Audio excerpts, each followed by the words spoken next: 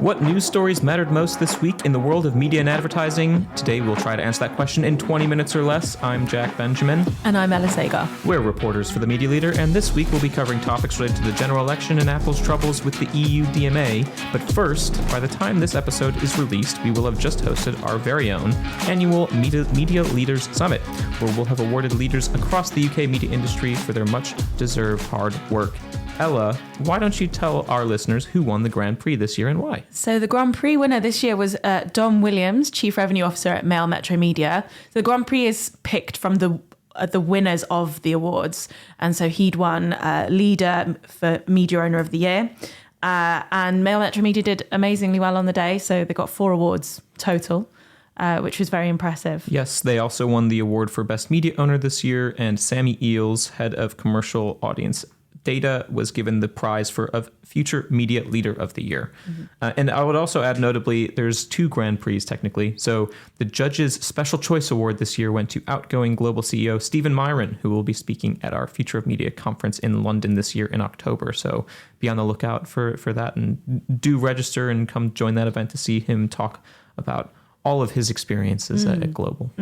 Back to the Mail quickly. So during Cannes last week, Mail Metro Media revealed its latest global video strategy. Jack, can you tell me a bit more about the hubbub around that? Yeah, there was definitely some hubbub around it. So, the Mail's been building out its video strategy as well as its audio strategy, as you've reported on, Ella, for quite some time. And this is sort of the next big piece of the pie. So the Mail is basically developing a number of shows. At least 20 shows are in development, with videos that are going to be released that are ranging in length from 15 minutes to 30 minutes. Those will be put out on YouTube, on their website, variety of different subjects. But from a commercial perspective, the most important thing is that there's this new offering called Global Video Studio, and that's been developed in tandem with that sort of production aspect. So advertising partners will be able to access the Mail's studio team directly via the sales staff, and they can sort of work together to develop in-house integrations with the Mail-produced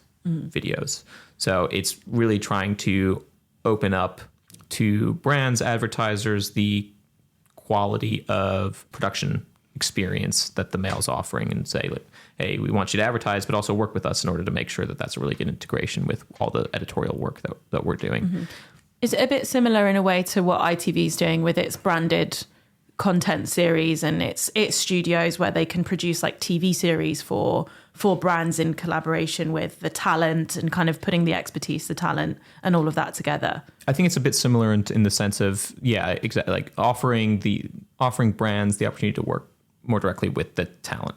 Mm-hmm. It's definitely, I think, part of the picture. It's part of Mail Metro Media's general strategy of really pushing the AV side of the business over the past year. And it's what Dom Williams and the team has sort of been rewarded for at our event, which is, clearly the ad industry is responding pretty positively to this, because, there's lots of big audience on video, but and audio as well, with podcasts doing so well.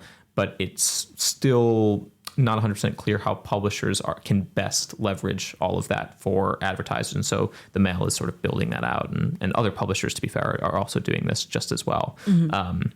So if you go to a publisher today, you'll probably see little mini studios that have been set aside in different rooms. And so they're all sort of bootstrapping these production aspects of the companies. Yeah. Publishers are no longer just written material and print, and banner ads and things like that. Yeah, exactly. And I think what's interesting is that maybe a few years ago, it's like social was like, we're launching a social strategy.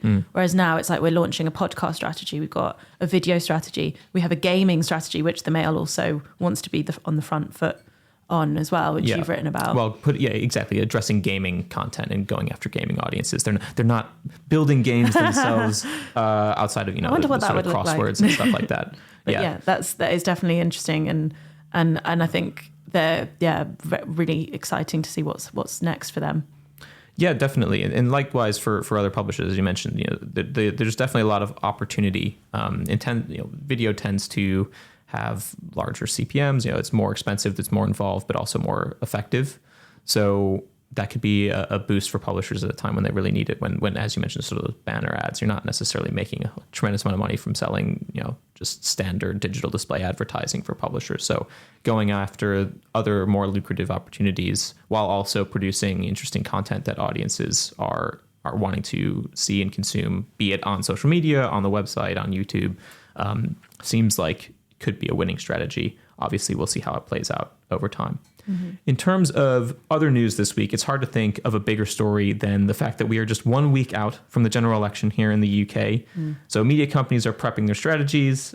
TikTok outlined their election integrity strategy in a call with reporters yesterday. Of course, other social media companies also have election integrity strategies, and we'll talk a little bit about that. But you first spoke with the advocacy group Reform Political Advertising on what they would like to see in terms of changes in the political ad landscape. I'm just curious, what do they want? So they were formed in 2018, and I've spoken to them a couple of times over recent years about things like why is there no regulation of political advertising? What would have to change to make that happen? Political newspapers and, parties using these newspapers as a kind of campaigning leaflet. Like if it looks like a newspaper, but it's not a newspaper, where's the line? So Reform Political Advertising want to kind of show that regulating fact-based electoral advertising is possible, because the main kind of arguments against it are that an election period is so short, it's really fast-paced, it would be impossible to kind of keep track of all of these different ads in the way that is possible for commercial advertising, because there's lots of different creatives, very short time frame, and how you would rule it as misleading or what would then happen. So they've now put together a panel of 7 people. So there's experts from advertising and outside of advertising who will use the electoral advertising code that they've written to apply to different ads. And within 24 hours, each member of the panel is supposed to kind of give a ruling of whether an ad was truthful or not. So they're purely using this for a fact-based campaign. So that it's just to make sure that it's all truthfully presented, because the kind of bugbear for Alex Tate, who is the co-founder of it, was that commercial advertising, if you'd made a misleading claim for an ad, it would immediately be kind of ordered to be taken down and be regulated, but you could pretty much do whatever you like in election advertising, or that's what it seems like. So as an American, I wasn't aware of that. I mean, there was that very famous bus ad for about the NHS and Brexit. This was 8 years ago. Yeah. And that was obviously ended up being a misleading claim. So the idea, I suppose, is to sort of stop that from happening in terms of just like putting out an advertisement that is just not true. And interestingly, they did set up a similar panel for the 2022 local elections, and that was really successful. I think what they're seeing at the moment as a group and in their campaigning is that disinformation is so rife in election advertising, and that Alex, in the story that I've written today, he was saying to me, this is just regulating the facts in an election camp. The facts-based stuff is the low-hanging fruit to address disinformation in election advertising.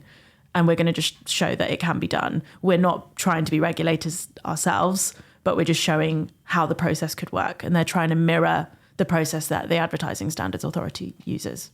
Interesting. Yeah. In the US, I imagine it would run into different speech issues, but I imagine it's just a different system here. Yeah, I think that's the other argument of kind of, they're not trying to limit free speech. So they're a politically neutral group that it's purely just trying to make sure, is whatever party has said, is it factually like truthful or not? And then it can go from there. And there'll be some findings from that, I guess, after polling day next week, and how many ads they did find were not truthful and that sort of thing. It's a similar concern on other types of media. I assume a lot of the political advertising you're referring to could be like an outdoor ad, or could be anywhere, I suppose.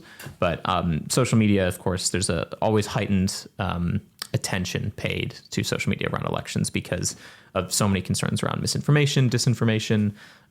We'll even mention a little bit later on, the UN Secretary General called on the industry to do more to tackle misinformation and disinformation. So it's interesting, this week, TikTok just saying, look, this is what we want to do in terms of our election strategy. Other social media companies tend to release that type of information as well.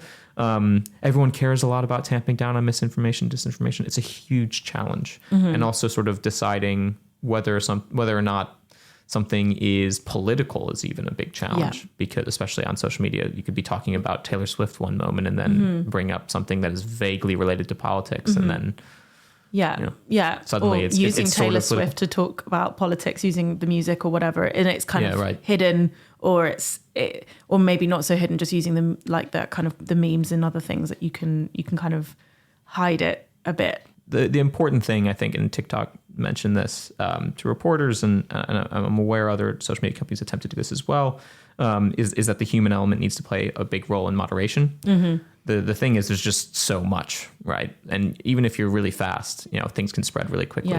So it's a significant concern around misinformation.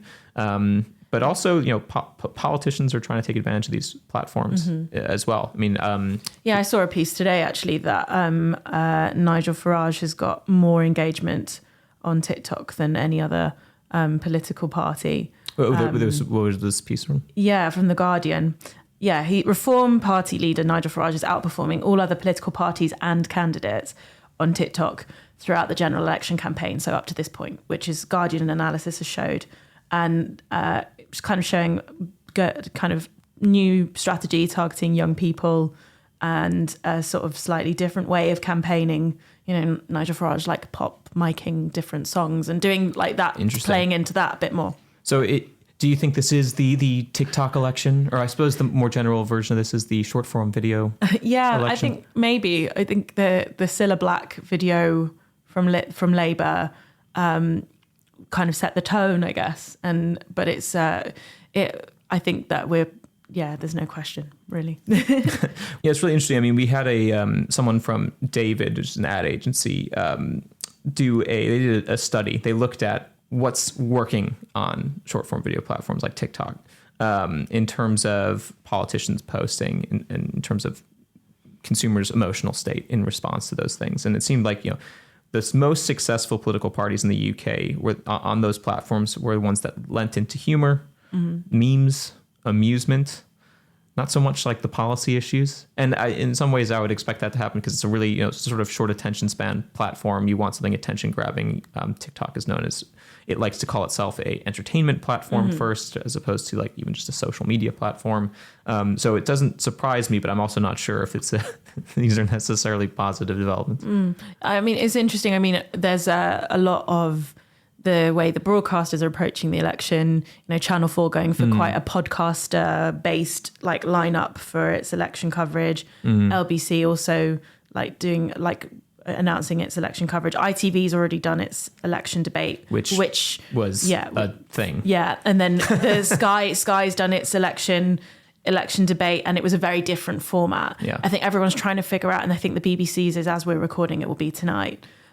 So it's going to be they're all trying to figure out what way to do this that's most engaging. GB News did a Q&A with Rishi Sunak before the election was called, which got them into hot water with Ofcom, which we've spoken about before on the podcast. And so it's like where that editorial, I think it's very difficult with elections and political kind of, and then that heightens like Ofcom kind of guidelines of impartiality and making sure that you give balance and that sort of thing as well. Yeah. Well, and standards apply to broadcasters that don't necessarily obviously apply to other platforms, let's say. It's interesting. I mean, from a political standpoint, I imagine a lot of politicians are, even on these sort of broadcast debates, which do get good views, but I would expect that you get even more views on social media the day after. Or on the podcast highlights, or on the day after. Right. So you're almost looking for those like little bits that you can really sting someone with that's going to get a lot of attention. And I think something that I've been seeing recently in a lot of we get a lot of emails through about campaigns that are running, and a lot of them are about encouraging young people to vote because it's perceived that is a real issue. Bauer launched its first media, like news podcast, just particularly on that issue, just for the general election, which is called The Turnout, which is hosted by a TikTok influencer and comedian GK Barry. So I do think there's a lot to be said of how it all crosses over. Yeah, it's all overlapping a little bit. It's really interesting. I mean, we'll have to. So I will not be here next week. I'm on holiday. How upset clearly are you? picking a really. I mean, I'll watch it. I'll wake up at 4 a.m. to watch. No, don't do that. No, I'm not going to do that. But it'll be interesting. I'm sure you guys will talk about it more next week as well. In terms of just quickly other stories, sort of politically related, it's adjacent to politics. In the EU, Apple this week was found to be in breach of the EU Digital Markets Act. And I thought this was quite big news. And you'd reported previously about on fines, somewhat related. Yeah, kind of it's still anti-competitive. So the European Commission has ruled and fined Apple for different examples of anti-competitive behavior. This one is, I believe, the first time that this is under the Digital Markets Act. And there are two different things in this story. One is that it's had preliminary findings against Apple, started an investigation in March, and it was based on whether its App Store allows app developers to be able to kind of refer or offer up like alternatives or not. And so I think that is where it was found to be lacking. Alternative app stores. Yeah, alternative kind of channels, essentially. And then, so that was one finding.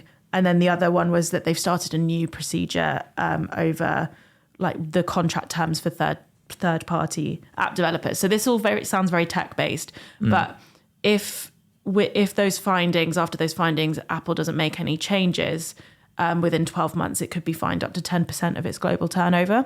And that's part of the DMA. Yeah. And that's what the DMA, kind of the power that it confers. So I do think it is important, maybe as a kind of a first step. I think the EU, from their releases and things, they would obviously prefer ongoing discussions and dialogue than having to sanction someone with a monetary fine. But that's what we could get to. And I think other tech companies and other big corporates could be looking at this. Yeah, put on notice. 10% is not just a speeding ticket. Not just a speeding ticket, especially if it's global turnover. That's quite significant. It's not just like the turnover in one specific market, because it's recognizing that Apple is such a huge global company. That I think that's where like regional areas and regional kind of regulators have maybe struggled in the past. Yeah, the question I suppose is, and it's not just Apple, but also other big tech and big media companies, is whether or not you create a European version of everything that complies, and then the rest of the world, they just keep going on as though everything's business as usual. Yes, I suppose that there are the regulators and other people in other markets, say the US, for example. I think the EU is always seen as kind of that leader on privacy and this sort of these sorts of rulings. So maybe we'll see what happens elsewhere as well. A two-tiered big tech business strategy could be coming forth. Ella, what else should people be aware of that we aren't going to have enough time to cover this week? In TV news, ad tech vendors, broadcasters and streamers have joined forces to form the European Programmatic TV Initiative to create a comprehensive understanding of programmatic TV by establishing clear definitions and terminology. Alternatively, in digital news, at a press conference launching a new framework for improving online information spaces, UN Secretary General Antonio Guterres said the media, tech and advertising industries needed to do more to tackle mis and disinformation by moving away from relying on programmatic advertising. And in social media news, US media agencies are preparing contingency plans in case the US government's divest or ban bill against TikTok survives legal challenges, with potential beneficiaries including other social media companies. In audio news, Bauer Media Audio UK has officially launched its on-demand audio app Rayo after a soft launch last year and subsequent beta testing. More ad opportunities, including branded content and partnership, will arrive in due course. And finally, in publishing news, Telegraph Media Group, which is up for sale again, lost £240 million last year after it set aside nearly £280 million to cover loans made to the Barclay family, which may not be repaid. Yikes. Thanks all for that, Ella. I will, as I mentioned, be off on holiday next week, but I know you will hold down the fort just fine without me. So thanks for your time. You'll be missed. Thanks, Joe. Bye. Thank you for listening to the Media Leader podcast. You can find and listen to all our episodes on our website at themedialeader.co.uk or wherever you get your podcasts. But just remember, please do subscribe to be notified when we release our next episode. From all of us at the Media Leader, I'm editor Omar Oakes. Our executive producer is Jack Benjamin. See you next time.